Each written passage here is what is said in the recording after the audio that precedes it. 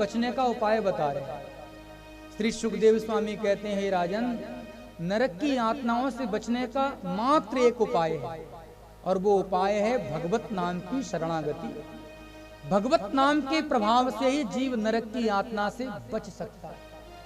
जो जीव नरक की यातना से मुक्त होना चाहते हैं, ऐसे जीवों को भगवत नाम की शरणागति ले लेनी चाहिए। भगवान का नाम ही है जो जीव को नरक की यातना से मुक्त कर सकता है।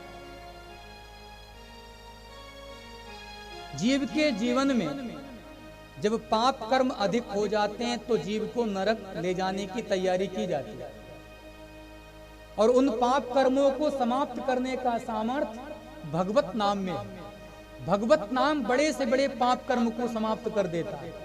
चरितम रघुनाथस्य सतकोटि प्रविस्तरम एकैकमक्षरम पुंसाम महापातक नाशनम। बड़े से बड़े पातक, बड़े से बड़े पाप कर्म भगवत नाम के प्रभाव से समाप्त हो जाते हैं। तो जीवन में जब पाप राशि ही नहीं रह जाएगी तो नरक ले जाने का कोई प्रश्न नहीं उठता। नरक की यातनाओं से बचने के लिए हमें और आपको चाहिए, हम निरंतर भगवान के नाम का गुणगान करें, हम निरंतर भगवान के नाम का आश्रय लें। भगवत नाम ही जीव के ताप संताप को समाप्त कर सकता है। क्या आप लोगों ने कभी विचार किया है, मानव की मुक्ति भगवत नाम पर ही निर्भर क्यों है? मानव की मुक्ति भगवत नाम पर ही निर्भर क्यों है? और वो भी 2 अक्षर वाले नाम पर, रा और मा।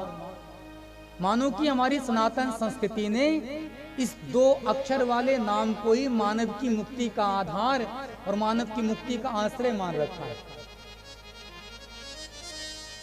मात्र 2 अक्षर का ही तो नाम है, रा और मा। सुनने में कितना छोटा है पर इसका काम बहुत बड़ा है। इसने तो बड़े बड़े अपराधियों को, इसने तो बड़े बड़े पातकियों को तार दिया, इसने तो बड़े बड़े पातकियों को वार दिया। ये प्रभाव है भगवत नाम का। अच्छा, 2 अक्षर वाले नाम के साथ ही मानव की मुक्ति को क्यों जोड़ा गया? इसका भी अपना आप में एक रहस्य ही है। आप लोग विचार करके देखिए, मानव शरीर की संरचना 2 अक्षर वाले अंगों से हुई है। प्रायः शरीर में 2 अक्षर वाले अंग हैं। आप गणना करके देखिए, नाक 2 अक्षर, कान 2 अक्षर, आंख 2 अक्षर, दांत 2 अक्षर, मुंह 2 अक्षर, हाथ 2 अक्षर, पैर 2 अक्षर, पेट 2 अक्षर। इतना ही नहीं, दाढ़ी और मूछ, इसमें भी 2-2 अक्षर। इसका सीधा सीधा संदेश इतना है कि 2 अक्षर वाले अंगों से निर्मित इस मानव जीवन को लोग उस वनवासी की जय जयकार कर रहे हैं। आज नाम की जय जयकार कर रहे हैं, कल राम की जय जयकार करने लग जाएंगे। हमें कुछ करना पड़े, अपनी कीर्ति को यथावत बनाए रखने के लिए हमें भी कुछ करना चाहिए। तो रावण ने क्या किया? सारे लंका वासियों को एकत्रित करके उद्घोषणा कर दी कि राम के नाम से पत्थर तैर गए, कोई बड़ी बात नहीं, पत्थर तो हमारे नाम से भी तैर सकते हैं। लंका वासियों ने कहा, सरकार कहने भर से थोड़ी मान लेंगे, हमें अपने नाम से पत्थर तैरा कर के दिखाओ, हम देख लेंगे तभी मानेंगे। अब तो रावण के आगे बहुत बड़ी कसौटी। रावण के मन में भी एक अविश्वास बना था कि पता नहीं हमारे नाम के प्रभाव से पत्थर तैरेंगे या नहीं तैरेंगे। चेतन प्राणियों को तो रावण का भय होता था, लेकिन जो जड़ है उस पर तो रावण के प्रभाव का कोई प्रभाव पड़ना ही नहीं। अब तो रावण विचार करने लगा कि अब हम क्या करें, हमने कह तो दिया, लंकावासी कहते हैं कि नाम के प्रभाव से पत्थर तैरा करके दिखाओ तब मानेंगे। तो रावण की कीर्ति पर प्रश्न उठा, तो सारे लंकावासियों को लेकर रावण पहुंचा समुद्र के तट पर। पाषाण पर लिखा गया रावण, और जो ही पाषाण समुद्र में फेंका गया सो पाषाण क्षण भर में डूब गया। सारे के सारे लंकावासी टकटकी बांध करके रावण को निहारने लगे। क्यों महाराज, थोड़ी देर पहले आप क्या कह रहे थे? ये पत्थर तो डूब गया। सो इतने में पत्थर पानी से बाहर आ गया। सारे के सारे लंकावासियों को बड़ा आश्चर्य हुआ, पहले पत्थर डूब गया फिर बाहर कैसे आ गया? रावण ने कहा, देखा, देर से सही पर हमारे नाम के प्रभाव ने भी काम कर दिखाया। सारे के सारे लंका वासियों ने लंका में जाकर रावण की खूब जय जयकार की, उसके नाम के प्रभाव की जय जयकार की कि भाई राम जी के नाम से पत्थर तैरे तो तैरे, हमारे महाराज भी कुछ कम नहीं। सारी की सारी लंका में आनंद का वातावरण व्याप्त हो गया, क्योंकि रावण ने इतनी बड़ी कीर्तिमान जो स्थापित की। पर रावण के मुखमंडल पर रत्ती भर प्रसन्नता नहीं।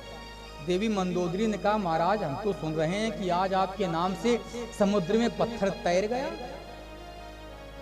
रावण ने कहा, हाँ तैर तो गया। मंदोदरी कहती है, तो फिर आपके मुखमंडल पर ऐसी मलिनता क्यों? आपको तो प्रसन्न होना चाहिए, आपने इतना बड़ा कीर्तिमान स्थापित किया है। रावण ने कहा, प्रसन्न तो होते यदि पत्थर हमारे नाम के प्रभाव से तैरा होता तो। अच्छा, पत्थर आपके नाम के प्रभाव से नहीं तैरा? रावण कहता नहीं। तो फिर ये लंकावासी क्या कह रहे हैं? रावण ने कहा, सही बात तो हम जानते हैं कि पत्थर किसके नाम के प्रभाव से तैरा। मंदोदरी हम तुम्हें बताते हैं हुआ क्या था। हमारे नाम के प्रभाव से तो पत्थर डूब ही गया था। हमको बड़ा विषाद हुआ कि ये क्या हुआ। इस रावण ने अपने बल पराक्रम से अपनी इतनी कीर्ति इकट्ठी की और सारी की सारी कीर्ति क्षण भर में जल में डूब गई। मन ने बड़ा विषाद हुआ कि अब क्या होगा, लोग क्या कहेंगे। सो मैंने मन ही मन उस पत्थर से कहा, अरे पत्थर तुझे तेरे राम की कसम है बाहर आ जा। और जो ही मैंने मन ही मन कहा कि तुझे तेरी राम की कसम है, तो वो पत्थर लपक करके ऊपर आ गया। तब मुझे पता चला कि उसके नाम का क्या प्रभाव है। रावण ने जीवन भर राम को नहीं माना, पर राम के नाम के प्रभाव को तो माना। तो ये है भगवत नाम की महिमा।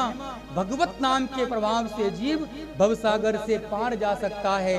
भगवत नाम के प्रभाव से जीव नरक की यातना से मुक्त हो सकता है। भगवत नाम ही नरक की यातना से बचने का सर्वोत्तम उपाय है। इस संदर्भ में श्री सुखदेव स्वामी ने अजामिल उपाख्यान की चर्चा की है। इस प्रसंग से आप लोग भली भांति परिचित हैं।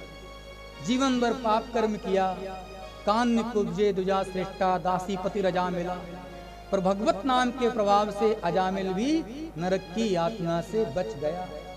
तो भगवत नाम की महिमा बड़े से बड़े पापी को, बड़े से बड़े पापियों को भी नरक जाने से बचा लेती। भगवत नाम की बड़ी महिमा है। इस प्रकार भगवत नाम की महिमा श्री सुखदेव स्वामी ने राजर्षि परीक्षित को सुनाई।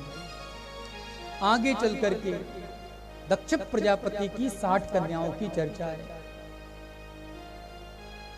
दक्ष प्रजापति की 60 कन्याएं हुई। उन कन्याओं में 27 कन्याओं का विवाह चंद्र